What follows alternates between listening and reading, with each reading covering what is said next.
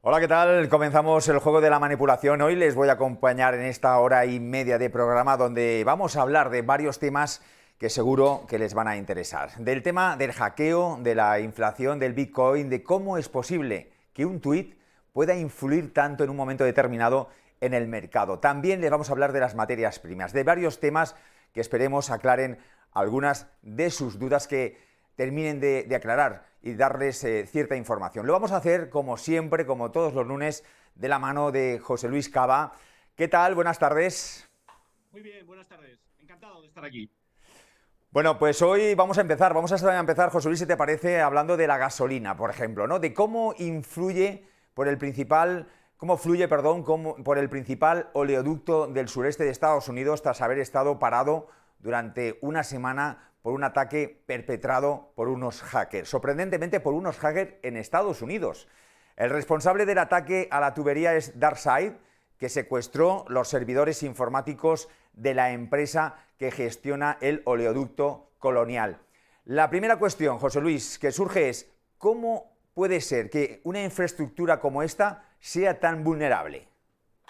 Sí, a mí también me ha sorprendido. De hecho, yo he consultado con algunos amigos que son informáticos y además se dedican a temas de seguridad informática y me han dicho que tomar el control de este objetivo era relativamente fácil, ¿eh? De acuerdo. De tal manera que ellos incluso me decían, cualquier persona con un nivel de conocimiento un poquito elevado podría haberlo hecho. Claro, yo como ciudadano, y a ustedes les tiene que preocupar, evidentemente, es que este hecho revela que grupos criminales o incluso gobiernos, fíjense ustedes si lo hubiera cogido el gobierno chino, el gobierno de Rusia, me explico bien, hubieran sido una amenaza real ya no solamente para el suministro de petróleo a toda la costa atlántica de los Estados Unidos, sino que podrían haber a lo mejor atacado la red eléctrica, los transportes, los bancos. A mí esto, la verdad, es que me pone de manifiesto que tenemos una falta de seguridad enorme. Lo hemos visto en cosas tan importantes como ha sido con el COVID-19. Si se hubieran cerrado los aeropuertos en el momento oportuno, como hizo Taiwán, como hizo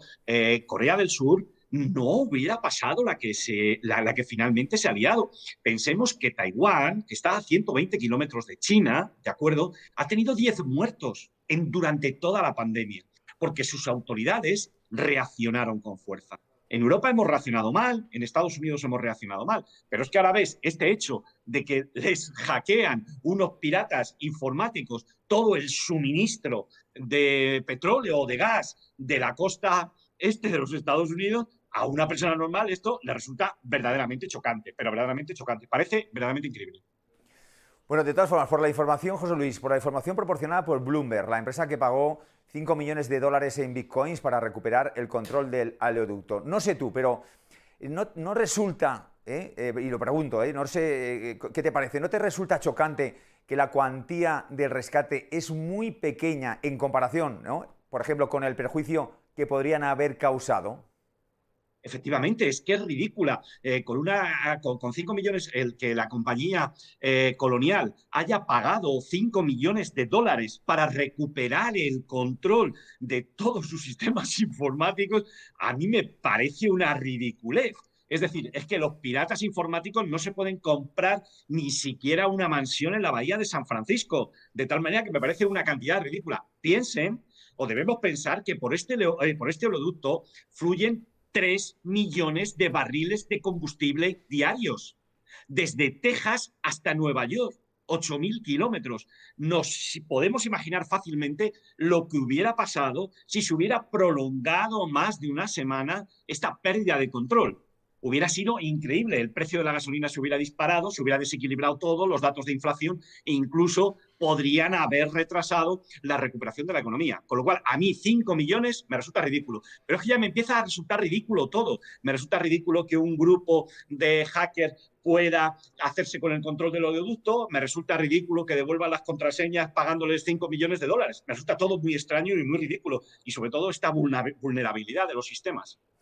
¿Y por qué, José Luis? Que seguro que muchos de los que nos están viendo se pueden hacer esta pregunta, ¿no? Porque hacen un hackeo en Estados Unidos, sorprendentemente, que no lo han hecho en otro país, pero ¿por qué eligieron este oleoducto y, por ejemplo, no otro? Eligieron este oleoducto porque era facilísimo. Es decir, para que lo cuento en palabras y si quieres luego les pongo el plano. La idea es muy sencilla.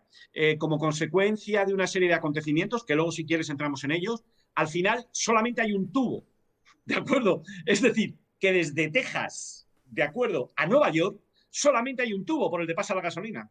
Entonces nos estamos encontrando, bueno, para pasar el combustible, pues nos estamos encontrando que cortando ese tubo o haciéndote con el control del tubo, nos encontramos que cortamos el suministro de combustible a toda la costa oeste atlántica. Voy a poner un gráfico para que ustedes lo vean, porque el gráfico es impresionante. Nos hemos encontrado que en Estados Unidos todo el suministro hasta Nueva York, pasando por Filadelfia, Baltimore, Washington, Norfolk, Charlotte, Atlanta, todo pasa por el mismo tubo que viene desde Houston, desde Texas. ¿Ven ustedes? Ven ustedes que por este tubo, lo que he dicho anteriormente, pasan 3 millones de barriles de combustible al día. Recorre 8.800 kilómetros. Además, el oleoducto es privado, es de Royal Dutch Shell, Koch Industries, que se lo he puesto aquí, y varias firmas de inversión. Pero puedes ver aquí claramente, Manuel, cómo la razón por la que era fácil hackearlo es que solamente se tenían que preocupar de controlar un tubo, porque todo va por ese tubo, ¿de acuerdo? Realmente esto es revelador. Unos hackers acceden al sistema y lo controlan, pagan 5 millones de euros y les devuelven las claves, y da la casualidad que el suministro a Washington de combustible pasa por un solo tubo. Yo creo que esto es de película, pero de película. Bueno, de película americana seguramente, pero bueno, lo extraño, José Luis, es que esto no lo hayan hecho antes, ¿no? Es evidente que es un riesgo muy elevado, precisamente por lo que estás explicando, que es un tubo, ¿no? Un tubo, controlando ese tubo ya lo tienes todo controlado, no solo por un ataque informático, sino también incluso por los posibles huracanes que azotan la zona. Pero, ¿cuál es la razón real por la que el suministro de la costa este depende única y exclusivamente de ese oleoducto, de ese tubo? Bueno, pues en pocas palabras, yo creo que la razón básica, aunque parezca mentira, es el nacionalismo económico. ¿De acuerdo? Fijaros cómo el nacionalismo económico hace que la cadena de suministro de combustible sea muy vulnerable. Empezamos. En primer lugar, antes nos hemos encontrado con que hay, en primer lugar, y lo estamos viendo con Biden, que hay restricciones regulatorias a la construcción de oleoductos, de tal manera que no se construyen nuevos oleoductos.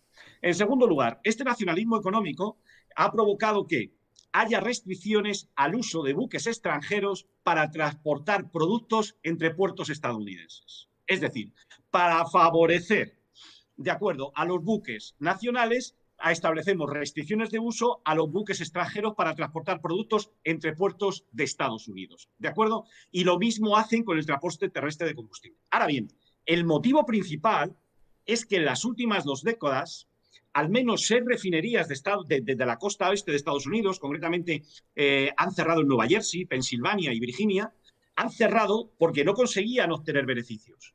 De tal manera que la capacidad de refino de la costa oeste se ha reducido a la mitad.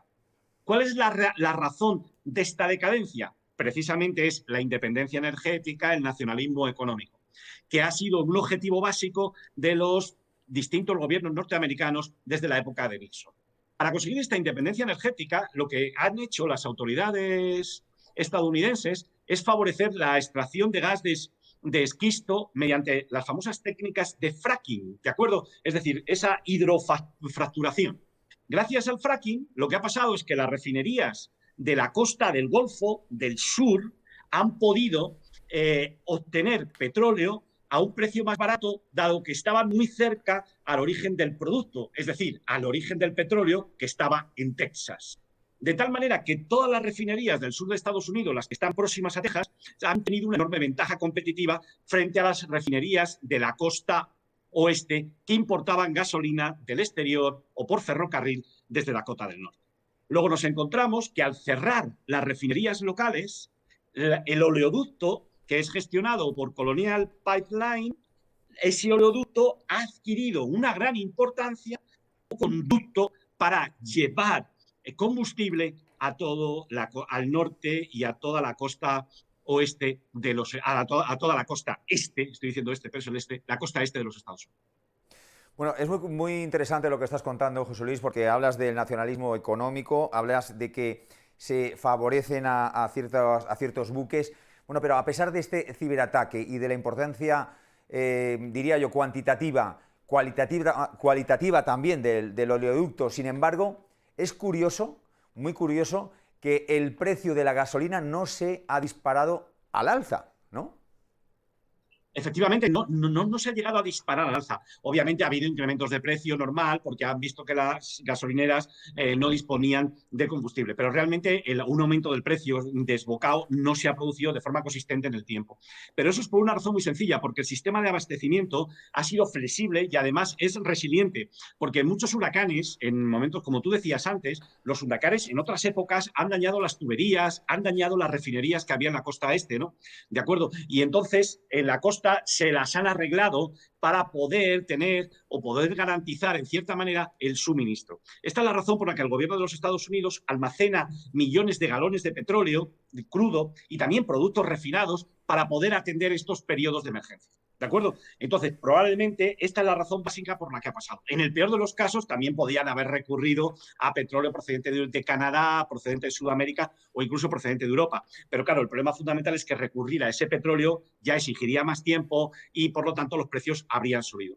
Por otro lado, nos encontramos, fíjate qué curioso, que Colonial ha pagado el rescate, es que esto parece de película, ha pagado el rescate de una forma muy rápida, de tal manera que ha podido rescatar los servicios y ha podido restablecer posteriormente el suministro de una forma relativamente rápida. De tal manera que Colonial retornó a las operaciones el miércoles por la noche. ¿De acuerdo? Por lo cual ha sufrido un parón de casi una semana, pero yo creo que ha podido ser compensado ampliamente. ¿De acuerdo? Bueno, por lo que está diciendo, ahora bien, lo que a mí me resulta también muy sospechoso es que tras haber logrado, pues eso, un éxito muy rotundo, el grupo de hackers DarkSide se vaya a disolver, que eso nos ha llamado mucha atención cuando hemos leído esa información, ¿no? Según manifestaron desde el propio grupo, reconocieron que habían perdido el acceso a la parte pública de su infraestructura, servidor de pagos, de bloque, etcétera. ¿No crees que no sé, yo te pregunto, ¿no crees que resulta muy sospechosa esa disolución de repentina de este grupo de hackers? Yo creo que sí, yo creo es que es todo ridículo. Nos estamos encontrando que la cantidad cobrada, ya hemos dicho anteriormente que es muy pequeña, ¿de acuerdo?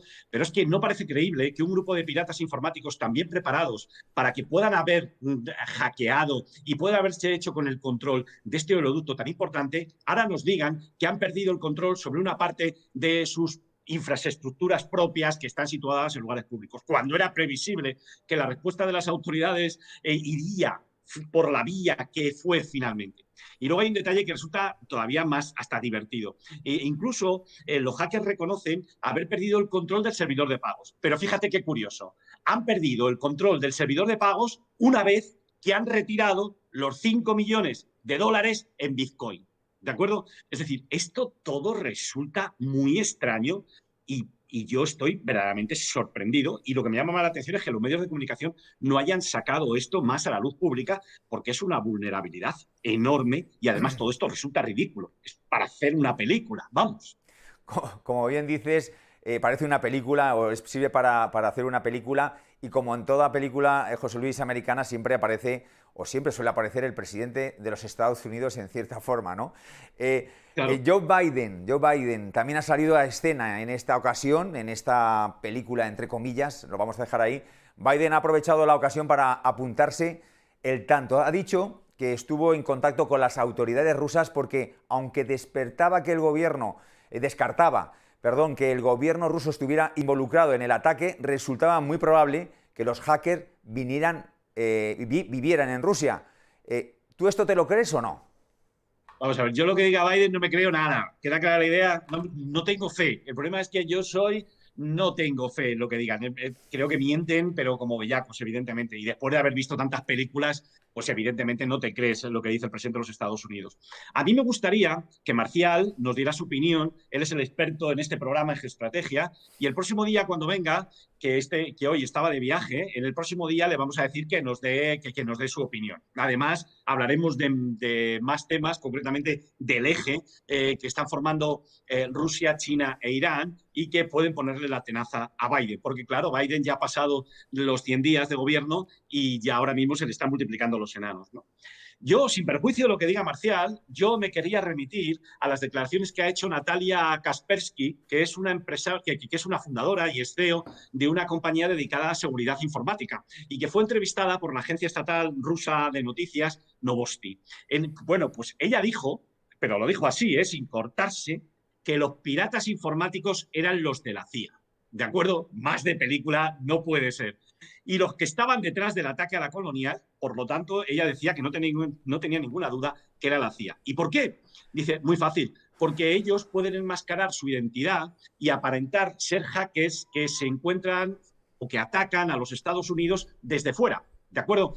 Y ella concretamente decía que pueden simular perfectamente que irrumpan desde Rusia, desde Corea del Norte, desde China o desde Irán. ¿De acuerdo? Por lo tanto, no se puede decir con certeza que un grupo de hackers llevó a cabo el ataque desde Rusia. ¿De acuerdo? Los frentes están abiertos y tiene muchas papeletas que los que hayan atacado haya sido la propia CIA, según dice esta señora. Veremos, José Luis, porque esto ya sabes que más tarde o más temprano, al final, el tiempo a veces siempre lo aclara. Entonces veremos a ver qué dice el tiempo y también qué dice Marcial cuando vuelva. Vamos a cambiar de tema, si te parece, José Luis. Vayamos a la economía y más concretamente me gustaría que nos ocupáramos de la inflación. La atención de los inversores y de los medios de comunicación se encuentran ahora mismo centrada en la marcha de la inflación. The Wall Street Journal y Barron han publicado unas portadas bastante preocupantes y aterradoras. ¿Deberíamos de ponernos nerviosos o también podemos aplicar en este caso la teoría de la opinión contraria? Bueno, vamos primero a ver si nos ponemos por nerviosos. Ahora mismo lo que nos estamos encontrando es que a todo el mundo le preocupa la inflación. Yo, sinceramente, estoy fraseado. Hace una semana hablábamos de que el dato de empleo era malo. Y los mismos que decían que ese dato de empleo estaba anticipando que la recuperación económica iba a ser débil, esta semana nos dicen que la inflación está desmadrada, que va a haber un escenario de hiperinflación. ¿De acuerdo? Yo creo que están muy perdidos, de verdad, lo digo honestamente, porque ese dato no recuperó. El dato de empleo, ya dejamos claramente que no está anticipando que la recuperación económica se esté debilitando o que vaya a ser muy débil, ni tampoco este dato de inflación nos dice que vayamos a entrar en un periodo hiperinflacionista. En primer lugar, vamos a lo más gordo. Mientras la inflación en los Estados Unidos se mantenga por debajo del 4%, fíjate lo que te digo, por debajo del 4%, y la rentabilidad del bono americano se mantenga por debajo del 2,5%, nosotros muy tranquilos. ¿De acuerdo? ¿Por qué los gestores de fondos ven a la inflación como principal problema? Pues hombre, los gestores de fondos ven la inflación como principal problema porque piensan que va a anticiparse el momento en que Powell suba los tipos de interés. Pero, sin embargo, Powell no se está pronunciando y no está, de sus palabras, no se deduce que vaya a anticipar la subida de los tipos de interés. Y dice que la inflación es transitoria. Esta semana tenemos reunión del FONC y, si a ustedes les parece bien, el lunes de la semana que viene, pues comentaremos el comunicado y las palabras de Powell. Es cierto, podemos decir, que la subida del IPC en el mes de abril en Estados Unidos ha podido pillar un poquito por sorpresa a los participantes, pero muy poquito. Es cierto que en el mes de abril subió en el 4,2, ¿de acuerdo? Pero la tasa interanual es del 3. Yo creo que no les pilló totalmente por sorpresa y les voy a decir por qué. Porque estamos comparando el mes de abril de 2021 con el mes de abril de 2020. Y en el mes de abril de 2020, hace un año, estaba la economía cerrada. ¿De acuerdo? Por lo tanto, es lógico que se produzca lo que se llama un efecto base. Y al comparar con una base tan bajita, pues es normal que nos encontremos que las tasas de crecimiento de la inflación son más elevadas. Por lo tanto, yo este dato les digo lo mismo que el del empleo. No, de momento no lo tengan en cuenta. Es cierto que en el mes de mayo todavía vamos a esperar un mal dato, pero yo creo que a partir de mayo, como ya les he dicho en ocasiones anteriores, la inflación se irá normalizando. De tal manera que nos tendremos que fijar en los datos de junio, sobre todo en junio, julio y sobre todo agosto y septiembre. Y por lo que hace referencia a la teoría de la opinión contraria, hombre, yo lo que creo es que los directores de Wall Street Journal, los directores de Barron, pues hombre, quieren vender ejemplares y entonces ellos han exagerado el miedo a la inflación. Por lo tanto, yo creo que tanto como para aplicarles la teoría de la opinión contraria, yo no lo haría. Pero para moderar y limitar el miedo que nos meten, sí. Les voy a enseñar los titulares para que ustedes lo vean. Pueden ver aquí en esta diapositiva, fíjense lo que nos dicen aquí, los índices del precio, el IPC sube el 4% por el año, es el nivel más alto. Bueno, fíjense, el IPC es esto que subió el 4,2 en el mes de abril. La tasa interanual fue del 3, pero miren ustedes cómo la inflación subyacente se situó en el 2,7. Quiero que se queden con esta cifra, 2,7, ¿de acuerdo? Porque es la que voy a utilizar posteriormente. Miren ustedes el titular de Barrons y miren lo que pone aquí abajito estos artistas. Dice, la inflación se está calentando y este proceso podría durar más de lo que muchos piensan. Bueno, este comentario es malísimo para que esté en una revista de esta calidad, ¿no? Puede subir, puede durar más de lo que muchos piensan, pero que esto no es serio. Debería ser un poquito más serio. Vamos a los datos. Quiero que ustedes se fijen, esta es la inflación subyacente medida a través de los gastos que hacen los consumidores. Quiero que se fijen en la siguiente columna. Miren ustedes lo que ha subido. Ha subido los vehículos usados, ha subido los electrodomésticos y las tarifas aéreas. ¿Lo ven ustedes?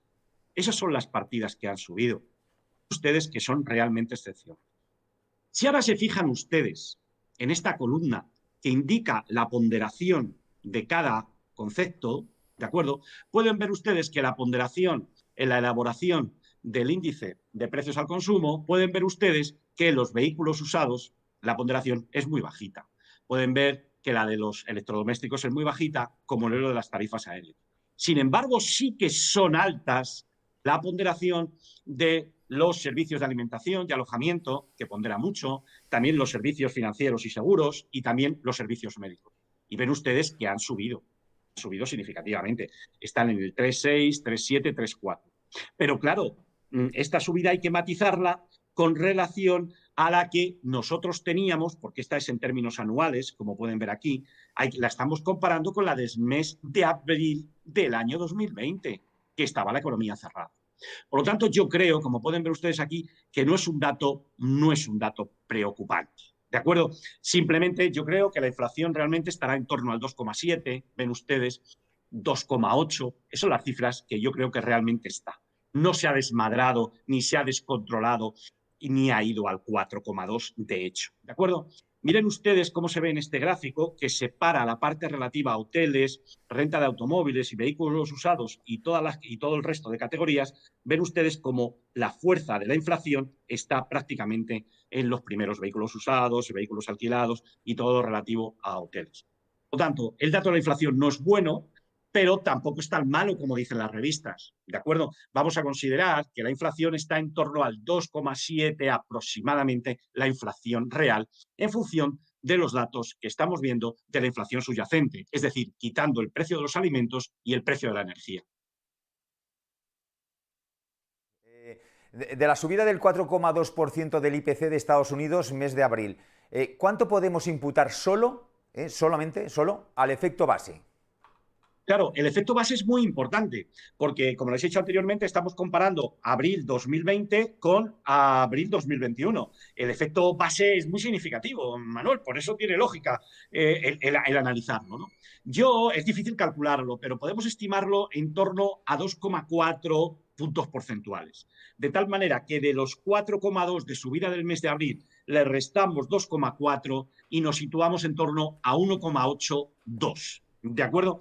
Pero fíjense, eso es lo que yo digo, ¿no? Pero ustedes tenemos información a gente más preparada, ¿no? Y con más nivel de información que yo. Me refiero concretamente a Goldman Sachs. Quiero que se fijen lo que dice Goldman Sachs. Y miren en el gráfico, no en el gráfico, sino en la tabla que les he mostrado anteriormente. Ellos estiman que para finales de 2021 la inflación subyacente esté en el 2,25. Fíjense que si yo considero que el efecto base son prácticamente 2,4 y la inflación ha estado en el mes de abril 4,2, estamos hablando de 1,82. Ellos piensan que a final de año está en 2,25. Luego, fíjense, piensan que va a caer de 2,80 a 2,25 a medida que avance el año. Y luego, fíjense ustedes que para finales de 2022 lo sitúan también en torno al 2,1. Por lo tanto, yo creo que para este año vamos a considerar como escenario más probable que la inflación se mueva, la inflación subyacente, excluyendo alimentos y energía, entre 2,8 y 2,25. Como ven ustedes, no da la sensación de que esto se vaya a producir un escenario de hiperinflación. Ahora bien, para lo que queda de año, vamos a considerar como escenario más probable que suba hasta mayo, junio o julio, y que a partir de julio descienda un poquito. ¿De acuerdo? Eso es lo que yo creo que debemos de tener en cuenta a la hora de especular bolsa. ¿De acuerdo? ¿Y cuándo puede desaparecer ese efecto base? Hombre, como he dicho anteriormente, yo creo que el efecto base se va a ir diluyendo a medida que avance el año, ¿no? Yo creo que a partir de junio o julio habrá desaparecido por completo.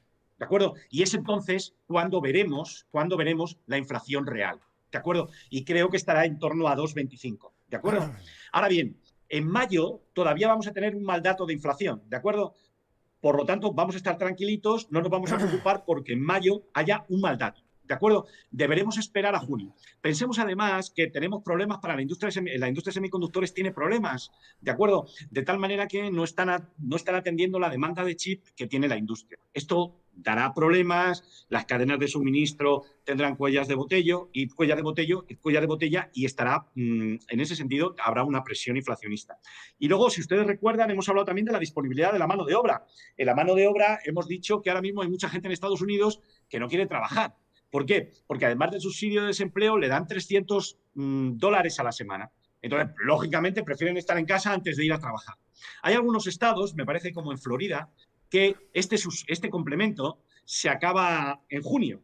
Entonces, vamos a esperar a ver cómo se comportan los ciudadanos a partir de junio en Florida para extraer conclusiones de lo que puede suceder en el resto de los Estados Unidos. Pero, Manuel, yo creo que como ya los subsidios acaban en septiembre, a nivel de todos los estados de Estados Unidos, pues vamos a considerar como escenario más probable que estas prestaciones complementarias, cuando desaparezcan, harán que la gente se incorpore al trabajo. De tal manera que yo creo que a finales del verano ya la situación del mercado laboral se habrá normalizado y, por tanto, las presiones inflacionistas. Mira, Goldman también hace un análisis de esto y mira lo que hace y cómo ellos consideran que en el mes de abril-mayo también se habrá alcanzado el máximo de este efecto sobre la inflación de la pandemia. ¿De acuerdo? Con lo cual, mayo vamos a tener mal dato, junio irá mejorando, julio mejorará un poco más y yo creo que en septiembre, a partir de septiembre, se normalizará bastante, tanto por lo que hace por el mercado laboral como por los semiconductores. Esperemos que todo sea así. Mirando el mercado de bonos, me ha llamado mucho la atención, mirando justamente eso, el mercado de bonos, que no haya reaccionado con subidas de los tipos de interés al mal dato de inflación. Te pregunto, ¿es porque los participantes en el mercado de renta fija y del dinero están empezando a creer a Powell y piensan que las presiones inflacionistas pueden ser transitorias? Efectivamente, Manuel, efectivamente, esa es la cuestión. Es decir, te encuentras con que los catedráticos y las casas de análisis están diciendo que la inflación se va a descontrolar, pero cuando tú entras en el mercado de bonos y en el mercado del dinero, y cuando me refiero al mercado del dinero me refiero a los futuros sobre los fondos federales, me refiero a los futuros sobre los eurodólares, no estamos viendo presiones especiales.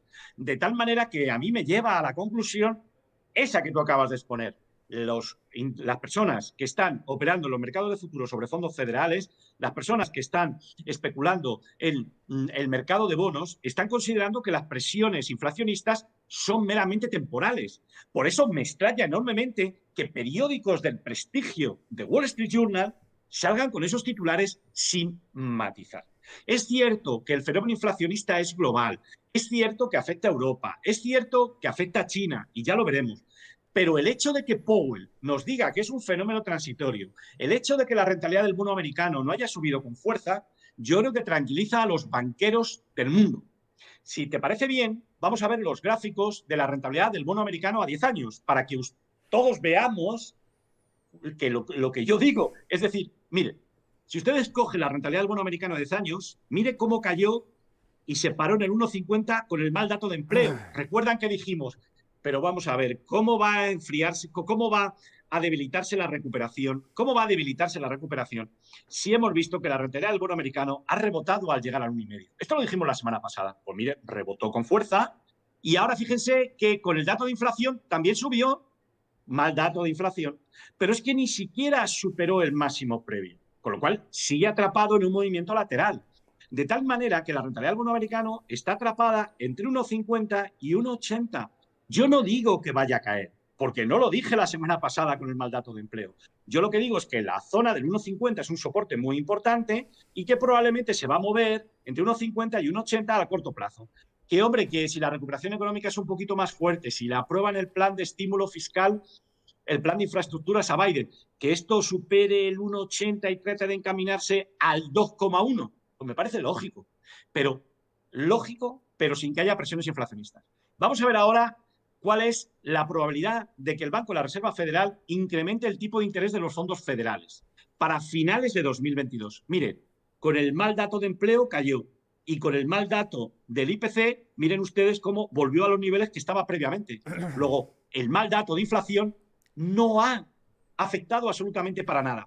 Si ustedes se cogen los futuros sobre los fondos federales en diciembre de 2023, nos dicen que puede haber, en ese momento, que puede haber, descuentan una subida de los tipos de interés para entonces de 44 puntos básicos a partir de lo que tenemos hoy. ¿De acuerdo?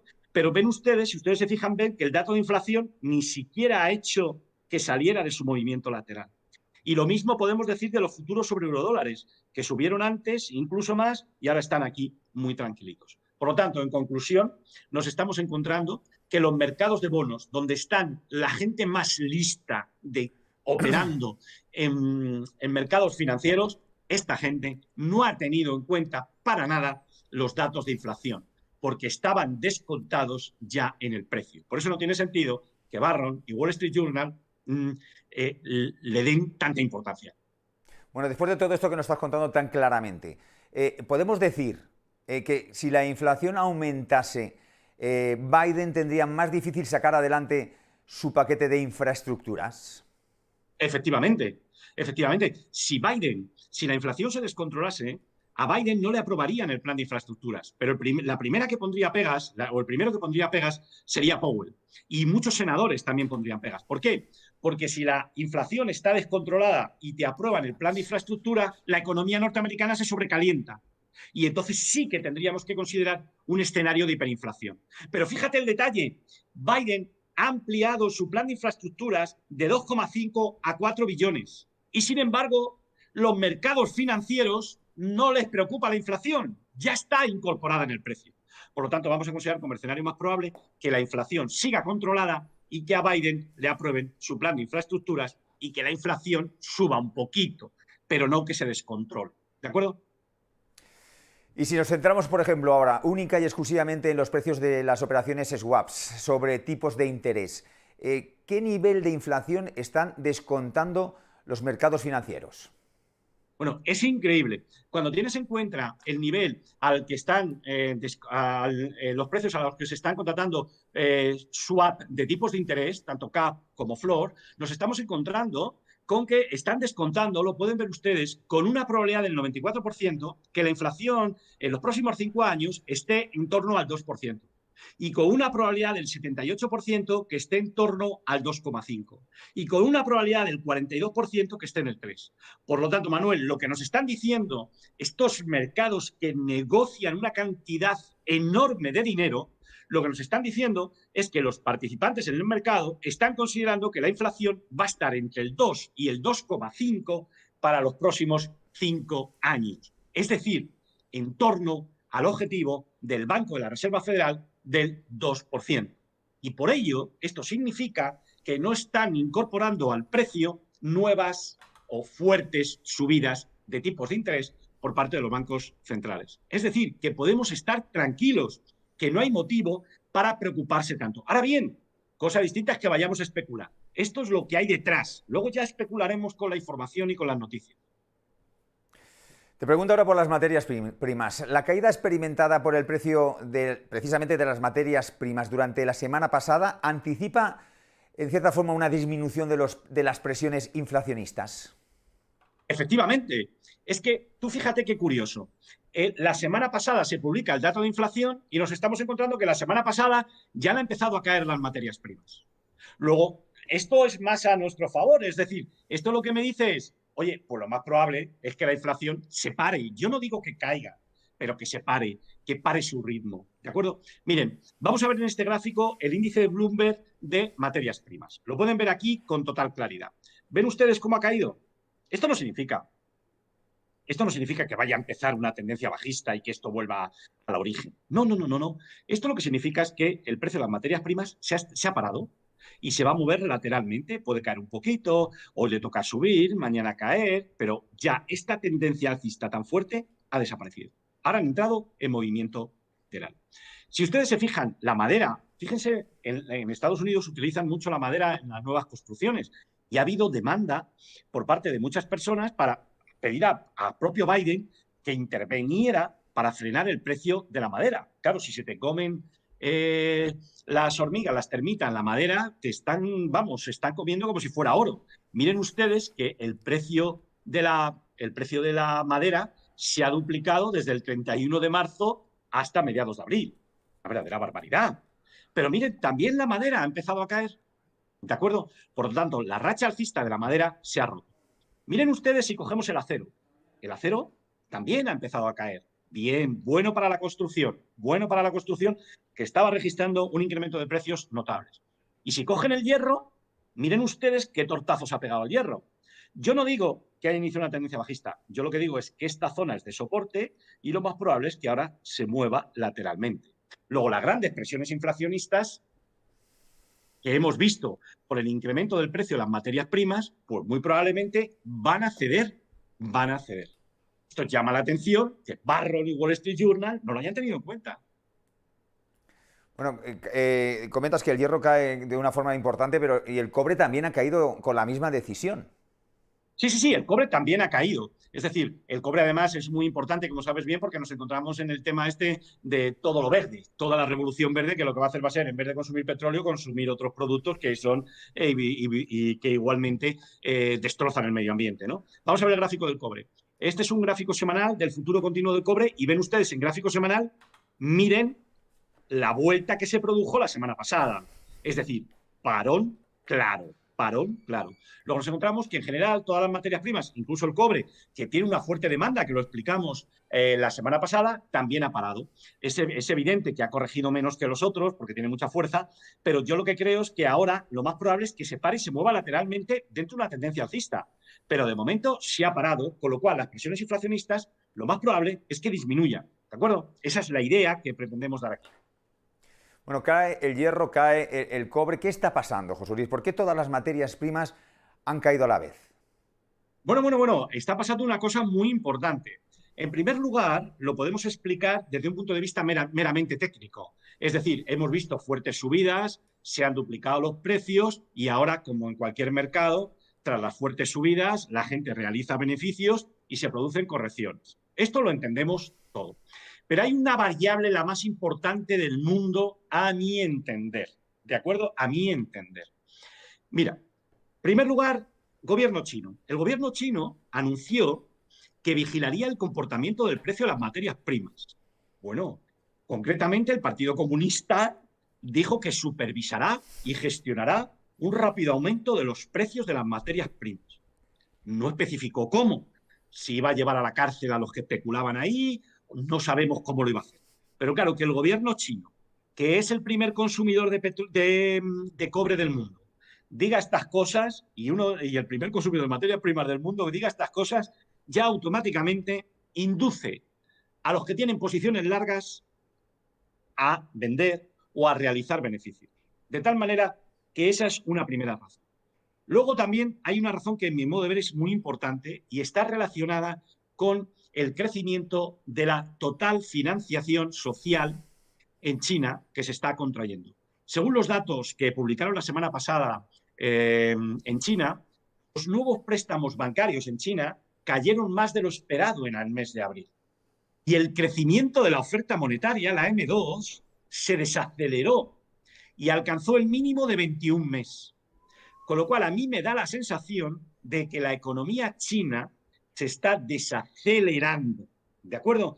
Y al desacelerarse, como consume mucha materia prima, va a disminuir sus compras, añádele la amenaza del Partido Comunista Chino y eso ha provocado que la gente que tenga posiciones largas y tenían grandes beneficios hayan optado por realizar al menos una parte. Vamos a ver los gráficos.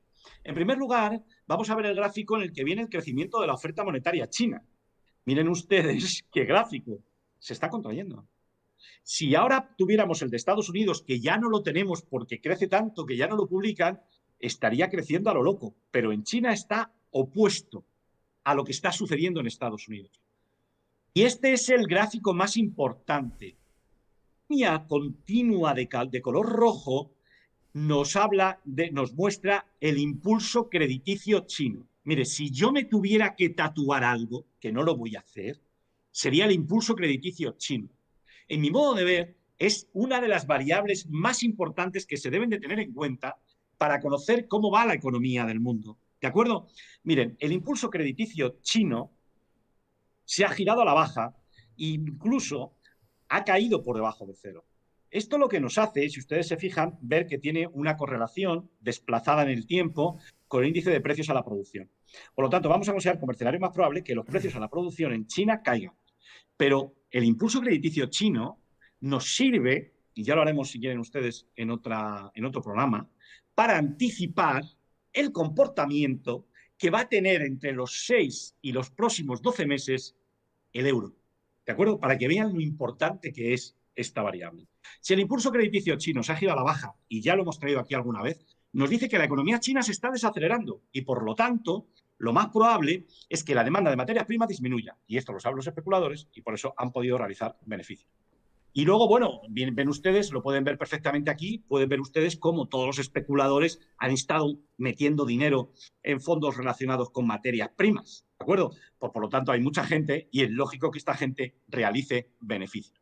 Si cogemos el índice CRB de materias primas, pueden ver ustedes que ha llegado a una resistencia.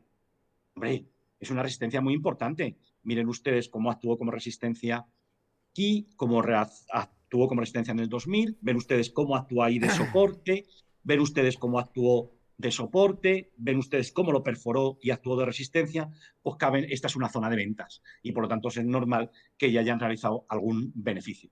Y luego si cogemos, por ejemplo, el futuro continuo de cobre, ven ustedes que su tendencia es alcista, que ha tenido en gráfico diario una realización de beneficios, pero ven que es pequeña.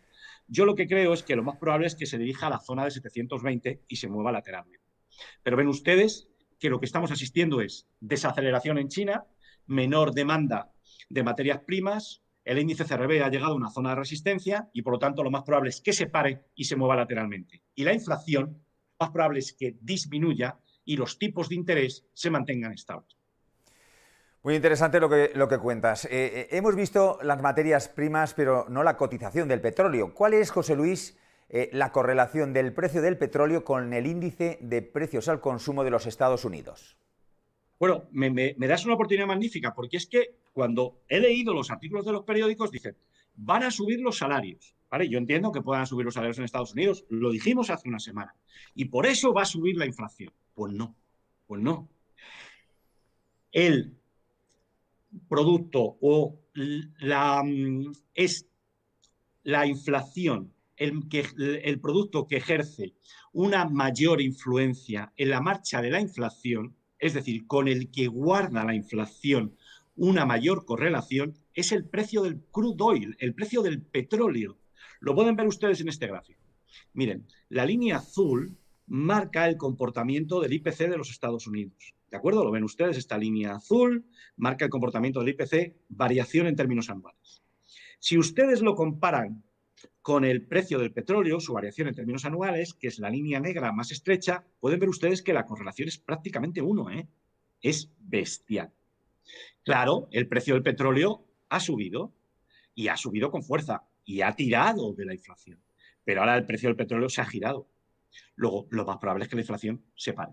Por lo tanto, Manuel, contestando a tu pregunta, es el petróleo, el precio del petróleo, el que explica en más de un 60% el comportamiento de la inflación. La correlación, como puedes ver, como se puede ver aquí, es muy alta. Por lo tanto, debemos de seguir el precio del petróleo para saber lo que puede hacer la inflación en el futuro. Muy interesante eso también. A corto plazo, José Luis, ¿qué podemos esperar también de la cotización del petróleo? Bueno, pues a muy corto plazo podemos ver, se ve claramente cómo la han frenado. Miren ustedes ahora en este gráfico, vamos a fijarnos todos en este gráfico porque es obvio, ¿eh? No hace falta ir a la universidad. Si ustedes se fijan en este gráfico, podrán ver, miren, cómo lo han parado ahí, cómo lo han vuelto a parar ahí, cómo lo pararon ahí y cómo lo han vuelto a parar ahí.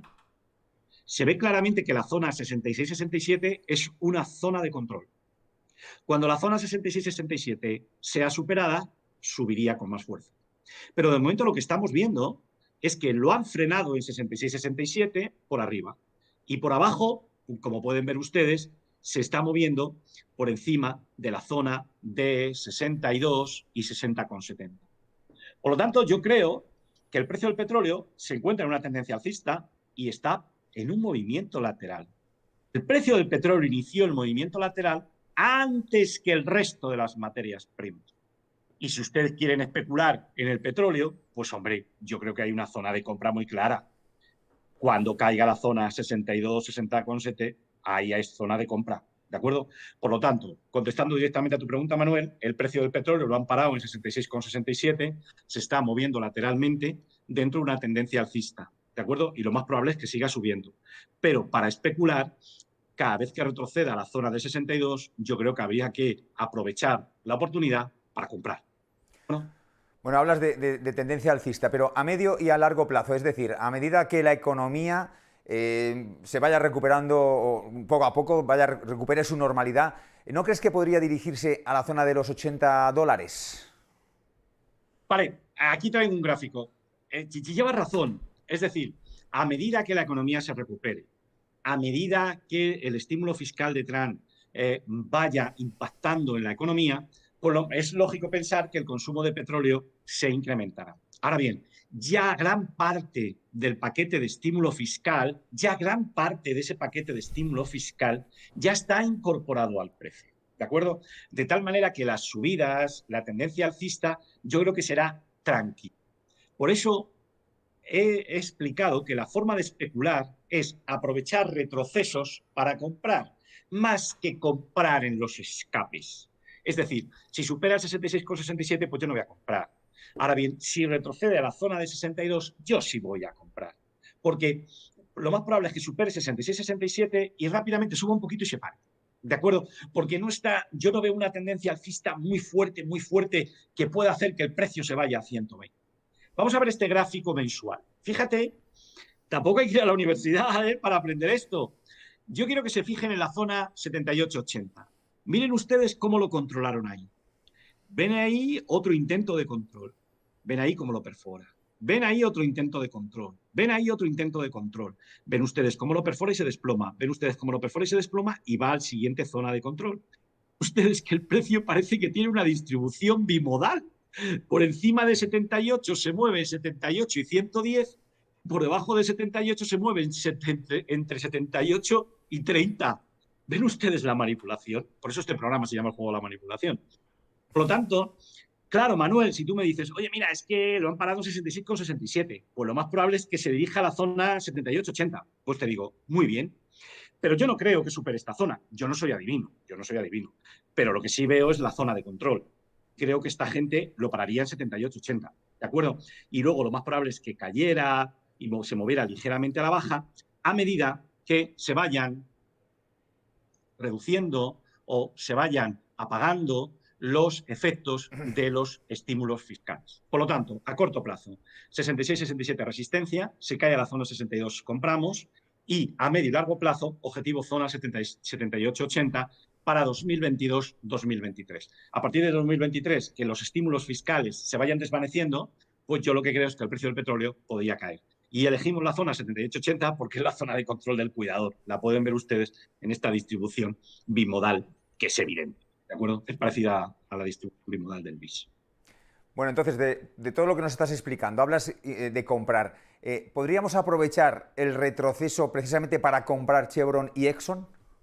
Por supuesto, a mí Chevron, ya lo digo siempre, a mí Chevron me gusta bastante, me explico bien, y además da una rentabilidad prohibiendo el 5%. Fíjate la fuerte subida, ahora está en un movimiento lateral. Fíjate qué curioso cómo lo controla el cuidador en 112,5, es que se ve del libro de texto, ¿lo ves ahí? Y luego, cuando llega a la zona de 107, lo para, ¿lo veis ahí? Es que se ve clarísimo. Y luego lo para más en la zona de 100. Pues hombre, yo creo que cuando caiga la zona esta comprendida entre 107, 105, pues sería zona de compra. Y cuando llegue la resistencia de 112 lo vendemos y así sucesivamente, porque se ve que es la forma que tiene el cuidador. La zona de compras aquí también es interesante. ¿Por qué? Porque la tendencia alcista es fuerte y yo creo que no lo van a perforar. Incluso yo he visto a varios gestores de fondos que, dado que este valor es líquido y tiene bastante fuerza, como ahora mismo, si te fijas, desde marzo se está moviendo lateralmente, lo que hacen es una estrategia de call cubierta, ¿de acuerdo? De tal manera que aquellas personas que tengan acceso al mercado de opciones, evidentemente yo creo que Chevron es un producto bueno para trabajar con calls cubiertas, ¿de acuerdo? Ya aquellas personas que no trabajan en el mercado de opciones, eso ya lo explico en otro programa. Podemos dedicarlo a opciones, ¿no? Pero vamos, call cubierta para Chevron es muy buena. Y lo mismo para Exxon. Si te fijas en Exxon, también lo han controlado. ¿Ves la zona de 62? Ahí se les ha ido al cuidador un poquito de madre, pero lo ha vuelto a bajar. Bueno, pues yo creo que mientras, si retrocede a esta zona, a la zona de 58, pues a mí me parecería que es una buena oportunidad para comprar. ¿De acuerdo? Por lo tanto, Manuel, contestando a tu pregunta, tanto Chevron como ExxonMobil me encantan, ¿de acuerdo? Me encantan, pero comprando en retrocesos o utilizando call cubierta, ¿de acuerdo? Estrategias de call cubierta. Bueno, entonces, de todo lo que nos estás contando, que es súper interesante, si la inflación sube o se mantienen los niveles actuales y los tipos de intereses nominales se mantienen constantes, los tipos de interés reales caerán. ¿Es así? Correcto, el razonamiento impecable, ¿de acuerdo? Y lo voy a apoyar con un gráfico, si te parece bien. Y esto es importante, ¿eh? Miren ustedes cómo la inflación ha subido y los tipos de interés no. Ven ustedes como el tipo de interés real es menos 4,1 y es el nivel que no hubo, no lo hemos visto desde 1980. Esto es muy importante, ¿de acuerdo? Porque esto va a marcar nuestra estrategia en bolsa, esto marca nuestra estrategia en el oro, ¿de acuerdo? Pero efectivamente, tu razonamiento es impecable. El tipo de interés real se ha hundido ahora mismo, está en menos 4,1 y es el nivel más bajo de los últimos 21 años. Espectacular, ¿eh? Espectacular. Bueno, entonces, José Luis, si la oferta monetaria es creciente y los tipos de interés reales se mantienen en niveles tan bajos, el precio del oro debería moverse al alza. ¿Estamos también de acuerdo o no? Estamos de acuerdo y está subiendo, estamos comprados y nos gusta el petróleo y nos gusta el oro. Fíjate cómo será ahora mismo que el oro está batiendo al Bitcoin. ¿Quién lo iba a pensar? ¿De acuerdo? Por eso mismo que tú acabas de decir. El aspecto técnico de la pauta desplegada por el oro ha mejorado significativamente, a la vez que ha empeorado la del Bitcoin. El oro está en la mejor posición gráfica que ha tenido desde julio de 2020. Y como tú has dicho, la subida de la inflación va a favorecer, vía tipo de interés real negativo, el movimiento al alza del oro. Y por lo tanto, muchos gestores de fondos ya han empezado a comprar oro. ¿De acuerdo? Por lo tanto, nos estamos encontrando que el movimiento del oro puede ser bueno y tiene un objetivo de subida de al menos, ojalá, yo no soy adivino, de $2.000 la onza. O incluso eso en el 2021. E incluso 2.200. Ya lo iremos viendo. ¿De acuerdo? Porque está pasando una cosa muy curiosa. A los bancos de lingotes los quieren meter en vereda. ¿De acuerdo? Y les quieren aplicar Basilea III. Y están indignadísimos. Como les apliquen Basilea III, el problema que van a tener, van a ser que van a tener que provisionar el 80% de las posiciones que tienen en oro papel. Y les van a hacer inviable el negocio que están desplegando ahora. ¿De acuerdo? Y por lo tanto, eso puede hacer que el oro se dispare. De tal manera que ya era hora que venga el tío Paco con las rebajas para meter a esta gente en cintura. Y da la casualidad de que les van a meter en cintura por Basilea III. Ahora mismo hay un enfrentamiento terrible entre los representantes del oro, en los bancos de inversión, el Banco de Inglaterra y el Banco Internacional de Pagos. Hay un enfrentamiento increíble entre ellos. Pero como les apliquen Basilea III y les obliguen a provisionar el 80%, esta gente cierra el chiringuito. ¿Y qué consecuencias tiene que esta gente cierre el chiringuito? Pues muy fácil. que los quitan de en medio de una santa vez. Y ya los que controlarían el mercado serían los que tienen que controlarlo, que son los productores de oro. Es decir, los que tienen oro físico y no los que crean el oro del aire sin ningún tipo de control. Me parece muy bien Basilea III, creo que es fantástico, ¿de acuerdo? Y ojalá se lo apliquen y cierren los chiringuitos, ¿de acuerdo? Y claro, en ese caso el precio del oro subiría, no se pueden imaginar ustedes, subiría. Vamos a ver el gráfico, si a ustedes les parece los gráficos. Vamos a verlos a continuación. Miren, aquí en el primer lugar tienen un cociente entre el precio del oro y el índice de todas las commodities. Y ven ustedes que el precio del oro ha estado comportándose peor que las commodities, pero ahora da la sensación de que quiere despertar y lógicamente le queda recorrido al alza. De tal manera que el oro puede comportarse mejor que el resto de las commodities. A ustedes no les sorprende, porque ya han visto el gráfico del índice de commodities de Bloomberg y han visto que está en fase correctiva. Y ahora les enseñaré el del oro y está subiendo y ha superado una resistencia. Si ustedes hacen el cociente oro SP500, podrán ver ustedes que el oro está comportándose mejor que el SP500. Ojito que el oro está despertando.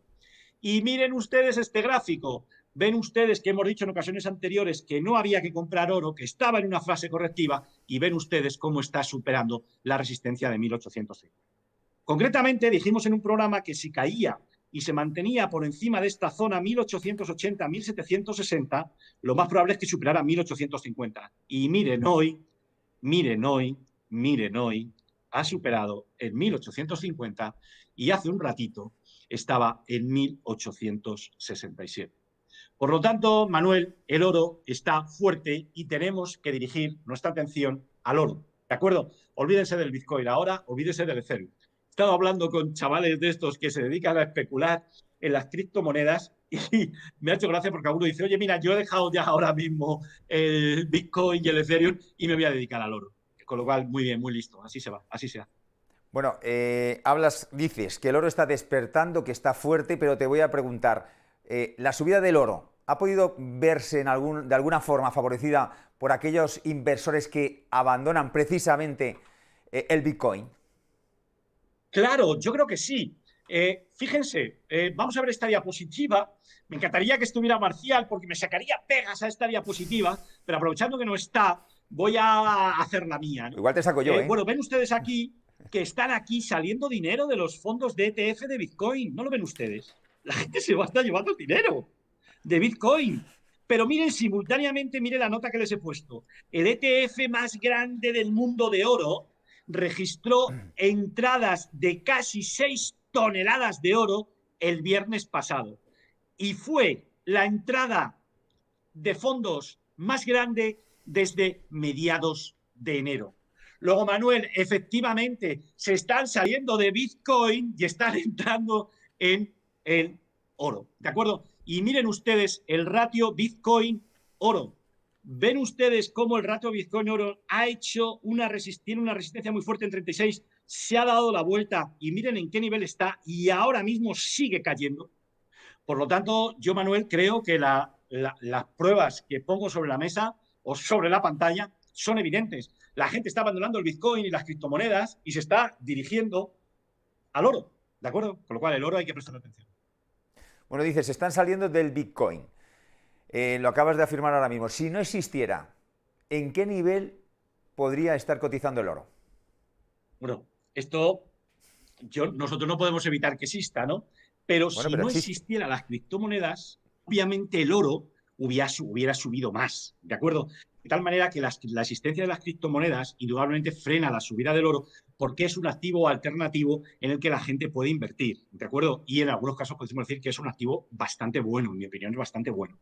Pero mira aquí este gráfico mensual del oro. Esto es una quimera lo que yo voy a contar, yo no lo sé. Yo lo que creo es que si no hubiera existido el Bitcoin, pues muy probablemente la subida del oro aquí se hubiera acentuado, ¿de acuerdo?, durante la pandemia. Y muy probablemente estaríamos hablando de un oro que estaría ya cotizando con total facilidad en la zona de los 2.200. Pero bueno, existe el Bitcoin y van a existir criptomonedas y van a existir monedas digitales. Nosotros, nuestra labor como especuladores es no pensar, sino aplicar nuestro sistema de especulación. Y como puedes ver ahora, el oro tiene una fuerte, está subiendo, tiene fuerza y debe de atraer nuestra atención. pensemos que desde julio de 2020 hemos dicho que no se le prestara atención. Bueno, entonces, ¿las monedas digitales que emitirán los bancos centrales van a favorecer o van a perjudicar al oro? Evidentemente van a perjudicar al oro. Las monedas digitales que emitan los bancos centrales, al atraer recursos, en cierta manera van a perjudicar un poquito al oro. Yo creo que será poco, me explico bien, pero quieras que no, le quitan dinero y se les va y se dirige a esas monedas digitales. ¿Por qué? Porque mucha gente lo que va a hacer va a ser, dentro de las monedas digitales, como van a poder acceder al yuan digital, pues yo me imagino que mucha gente del dinero que tiene aquí para invertir o de su propio dinero lo mantendrá en euros digitales, pero una parte la meterá en renminbis o yuanes digitales y otra parte irá al oro. Por lo tanto, yo creo que las carteras le va a quitar un poquito de la asignación que le atribuyes al oro, yo creo que le bajará un poquito. Lo mismo que es lógico que la gente, y aquí lo hemos dicho, que la gente dedique una parte de sus carteras al Bitcoin, que de no existir el Bitcoin, pues lo dedicarías al oro. Pero aún así, José Luis, los bancos de lingotes siguen manteniendo un elevado volumen de posiciones cortas en oro. Los bancos de lingotes están cortísimos en oro. Los bancos de lingotes están cortísimos en oro. No han podido cancelar sus posiciones cortas. Pero fíjate lo que decía antes. Si ahora les aplican Basilea 3, van a tener que recomprar todas las posiciones cortas. Entonces, si a esta gente le aplican Basilea 3, el oro puede subir y se puede ir al 2.200 este año sin mayores problemas. Presten atención. Yo es que es una pena que la prensa no saque estas noticias, o por lo menos yo no las veo. Basilea 3 va a ejercer una gran influencia en la provisión que tienen que tienen que constituir los bancos de lingotes para el ratio de liquidez. Y van a tener que provisionar el 80% de sus posiciones en oro papel. Esto les hace inviable el negocio. Y como tenga que cancelar, a recomprar. Y como no han conseguido reducir el volumen de posiciones cortas, porque han manipulado el precio, lo han hundido desde julio del 2020, pero ahora mira, el precio, lo acabamos de ver, el precio del oro ha superado 1.850. Ahora vete tú a decir a la gente que venda oro, cuando han comprado 6 toneladas de oro la semana pasada, ¿no? Ahora ven, que venga el banco de lingotes a ver cómo lo manipula. Vamos a ver cómo lo manipula.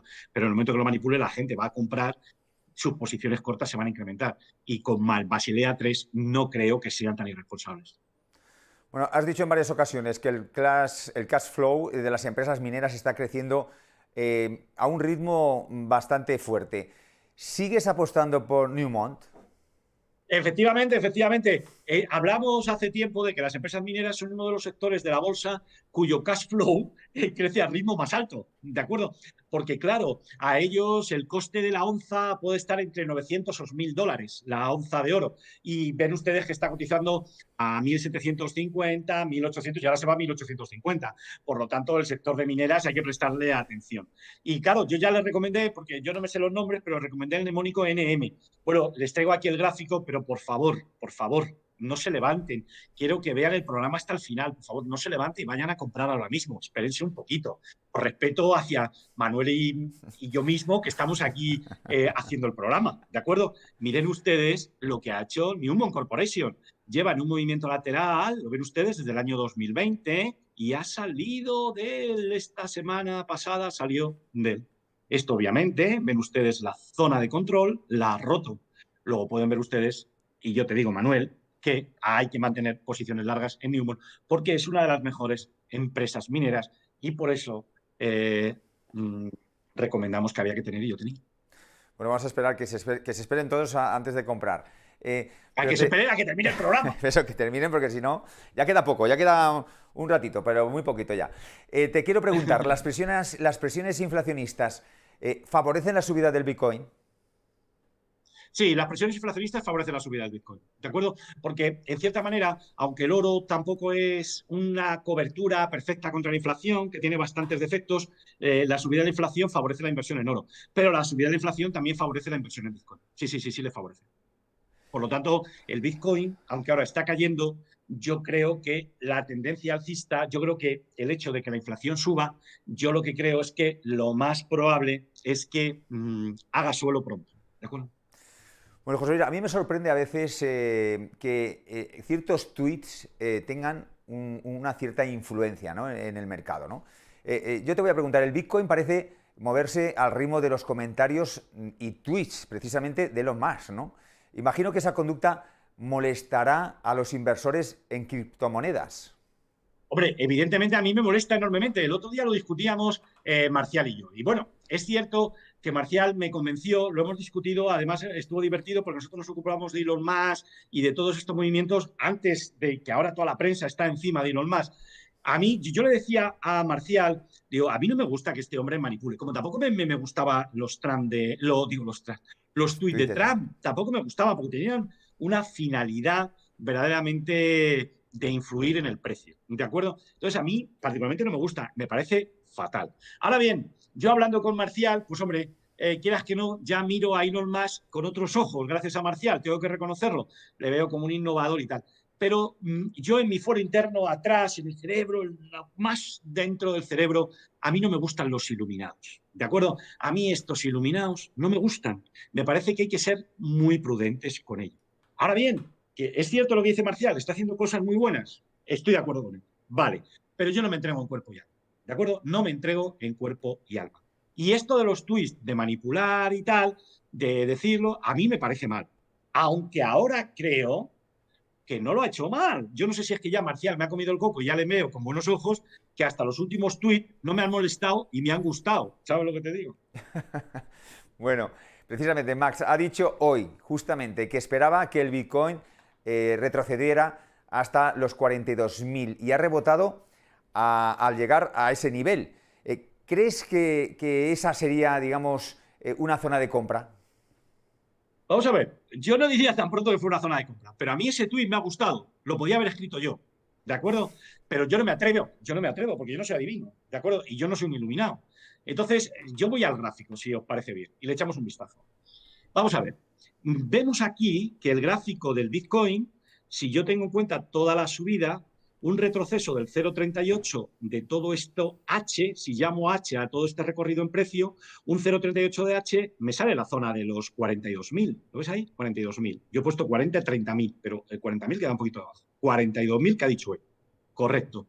Pero bueno, también podía caer a la zona de los 29.000. ¿Me explico bien? Porque en esa zona lo más probable es que encuentre soporte. ¿Dónde vemos el soporte? Pues hombre, en esta pauta. Lo que pasa es que yo creo, si yo tuviera que apostar, diría lo mismo que él, que encuentra soporte en la zona de los 42.000. Pero yo no compro, ¿eh? Yo tengo que esperar que el soporte funcione y que luego se gire al alza. Es lo mismo que hemos visto con el oro. El oro ha llegado, ha encontrado un soporte y cuando se ha girado al alza es cuando compramos. Pero yo no soy adivino, yo no soy, por ejemplo, Soros, que Soros ha aprovechado para comprar cuando Arquegos quebró y tuvieron que vender sus acciones de Viacom, de Baidu, todo, él aprovechó para comprar. Pero yo no especulo así. Yo no tengo el dinero, ni los inversores particulares tenemos el dinero y el conocimiento y la información que tienen esta gente. Nosotros tenemos que esperar que el soporte funcione y cuando el soporte funcione, girar. ¿Por qué yo digo que es correcto lo que él dice? Es que fíjate qué curioso. Él dice que en esta zona de 42.000 se parará, pero es que él está mirando dónde lo están interviniendo, porque detrás del Bitcoin hay un cuidador. ¿Ves ahí, Manuel, cómo en la zona de 42 funcionó como resistencia? La zona de 42 la superó fuerte, lo liberaron, desplegó un tramo al alza y en el retroceso se paró en 42. Y ahora está desplegando una pauta muy conocida, una A, una B y una C, y que tiene como objetivo 42. Por lo tanto, este tuit de Elon Musk que ha molestado a los inversores de criptomonedas es el menos malo, porque no nos está engañando. Fija, si tengo en cuenta la caída y miro el recorrido en precio a la baja de la onda A y comparo el recorrido a la baja de la onda C con la onda A, veo que se produce la igualación de recorridos en 41.900, que es la zona en la que está ahora mismo y donde dice Elon que debería rebotar. Y mira el comportamiento de hoy. Esto es un gráfico de 2 horas. Ves ahí que está en la zona de 42.000, con lo cual probablemente este hombre tenga razón. Ahora bien, comprar. Yo no compraría. Yo no compraría hasta que no superara al menos la zona de los 48.000. ¿De acuerdo? Pero vamos, a mí lo de Elon Musk no me ha parecido más. Y además tiene una cosa muy buena el 42.000, que en este indicador de sentimiento de mercado, como pueden ver, está en una zona de miedo. Por lo tanto, es una zona en la que debemos buscar la oportunidad para incorporarnos. ¿De acuerdo? Pero ahora bien, como he dicho anteriormente, yo no compraría hasta que no viera que ha superado con decisión la zona de los 48 porque probablemente puede hacer suelo, pero yo no soy adivino y no sé si ahí hará suelo. Este gráfico yo sé que va a poner muy contento a todas las personas que especulan en Bitcoin. Y lo que estamos viendo es que los que mantienen Bitcoin a largo plazo están aprovechando la caída para comprar. ¿De acuerdo? Por lo tanto, es probable que el suelo esté próximo, las manos fuertes de Bitcoin ya están comprando y por lo tanto vamos a usar como escenario más probable que la zona 42.000 haga suelo. Ahora bien, de ahí a comprar todavía no. ¿De acuerdo? Hay que esperar que supere al menos 48. ¿De acuerdo? Bueno, de todas formas, nos ha dicho hoy que Tesla no ha vendido los Bitcoin que tenía en cartera. ¿Le queremos o no? Dice la verdad y yo lo voy a probar. Y lo voy a probar con el gráfico y voy a tratar de convencerles a ustedes. ¿De acuerdo? Efectivamente, hoy ha habido un tuit a las 2 de la madrugada en el que dice, para clarificar la especulación, Tesla no ha vendido Bitcoin. No ha vendido ningún Bitcoin. Vale, vamos a hacer un ejercicio. Vamos a fijarnos en el gráfico de Tesla. Fíjense en esta pauta. A, B, C. Yo creo que Tesla debería caer a la zona 400. ¿Por qué? Ven ustedes aquí que está parada. Lo repito y memorícenlo. Tramo a la baja, rebote, tramo a la baja. A, B, C. Y aquí, zona de soporte. Ahora voy a cambiar este gráfico y en vez de utilizar Tesla, voy a utilizar el del Bitcoin.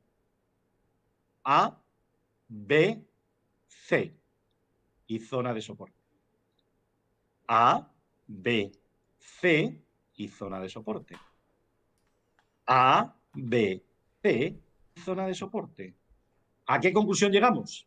A la conclusión que llegamos es que Tesla, la cotización de Tesla tiene una correlación muy alta con el Bitcoin. Si tenemos en cuenta que Tesla no gana un duro con la venta de los coches eléctricos, da la sensación de donde saca el dinero fundamentalmente es de la subida del Bitcoin. Como el Bitcoin está en fase correctiva desde el 12 de abril, Tesla ha acentuado sus caídas y está en una fase correctiva más débil que el Bitcoin porque ella es más débil que el Bitcoin porque no gana un duro con los coches eléctricos. Por lo tanto, efectivamente, solamente del comportamiento del precio de Tesla, de las acciones de Tesla y el comportamiento de la cotización de Bitcoin, pues se deduce claramente que esa correlación es muy alta y por lo tanto Tesla no ha vendido su Bitcoin sin necesidad de hacer auditoría.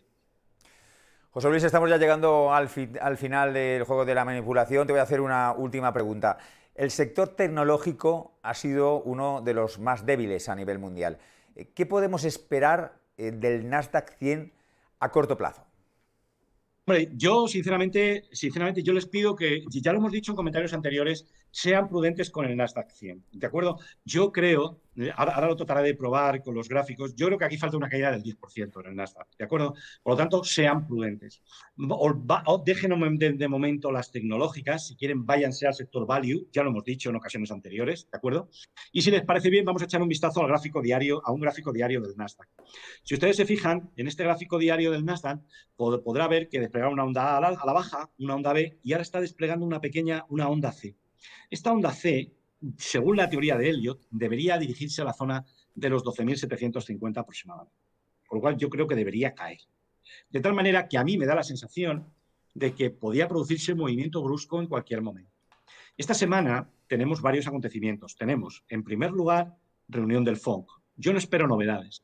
Y el viernes expiran los contratos de futuros y opciones. ¿De acuerdo? Y eso generalmente introduce cierta volatilidad. Miren ustedes ahora, miren, he pasado de un gráfico diario, ven ustedes, quiero que se fijen en este tramo, en el tramo BC, y ahora ir a un gráfico de 2 horas, y este es el tramo BC. Quiero que se fijen conmigo y vean ustedes dónde el cuidador del Nasdaq frena la subida. ¿La ven ustedes aquí? Esto es el 13.540, una vez, otra vez, otra vez, otra vez, otra vez, y aquí 13.540 es una resistencia muy... Más abajo, en 13.400 hay otra. No sé si la ven ustedes. 1, 2, 3, 4, 5, 6, 7, 8. Luego, lo que estoy yo viendo aquí, voy a cambiar de diapositiva, es que la zona 13.420, 13.540 es una resistencia muy importante. Si esta resistencia no es superada, como parece que no está siendo superada, porque esto lo he sacado una hora antes de empezar el programa, yo creo que el riesgo de que caiga a esta zona de los 12.000 750 es un riesgo muy alto. ¿De acuerdo? Por lo tanto, yo sinceramente creo que el Nasdaq está débil, no se fijen ahora mismo ni dirijan sus inversiones a él. Vamos a esperar que despliegue esa onda a la baja y yo solamente estaría equivocado si fuese capaz de superar el 13.540. ¿De acuerdo? Y a mí me da la sensación de que podemos asistir a un fuerte aumento de la volatilidad en breve y por eso les pido que tengan cuidado con él. ¿De acuerdo? Bueno, José Luis, pues hemos llegado ya al final. Gracias por estar aquí con nosotros y por analizarnos de esta forma tan interesante todos estos temas. Un placer poder compartir estos minutos, este tiempo contigo y gracias. El placer es mío y muchísimas gracias por invitarme. Gracias a ti. Pues a ustedes, Gracias. también por estar aquí con nosotros y ya volvemos, el juego de la manipulación ya vuelve esta semana también. Gracias por estar ahí, buenas tardes, adiós.